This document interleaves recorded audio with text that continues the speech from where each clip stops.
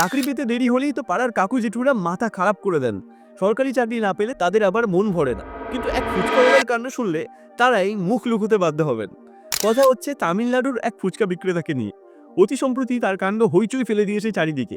আর ঘটনাটা হচ্ছে তার ইনকাম নিয়ে। আচ্ছা, এক ফুচকা বিক্রেতা বছরে কত টাকা ইনকাম করতে পারেন? কি মনে হয় আপনার? তবে আপনার যাই মনে হোক, আমাদের যাবতীয় ধারণাতে জল ঢেলে দিয়ে শুধুমাত্র এক বছরেই ফুচকা বিক্রি করে রেজর পে এবং ফোন পেতে অর্থাৎ অনলাইনে লেনদেন হয়েছে 40 লক্ষ টাকার। 1 লক্ষ 2 লক্ষ নয়, 40 লক্ষ টাকা। সঠিকভাবে বলতে গেলে 2023-24 সালে ওই ফুচকা বিক্রেতা শুধুমাত্র অনলাইনে 40,11,019 টাকা আয় করেছেন। এবার ক্যাশে তার কত বেচাকেনা হয়েছে সেই চিন্তা তো মন থেকে দূর করেই দিন।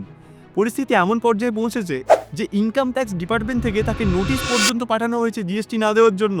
আর এই নোটিশ আসার পরেই চারিদিকে হইচই পড়ে গেছে ঘটনাটা নিয়ে। একবার ভেবে দেখুন, সৎ পথে কঠিন পরিশ্রম করে সামান্য এক ফুচকা বিক্রেতার ইনকাম দেশে তাবড় তাবড় সরকারি চাকরিকে হার মানাবে।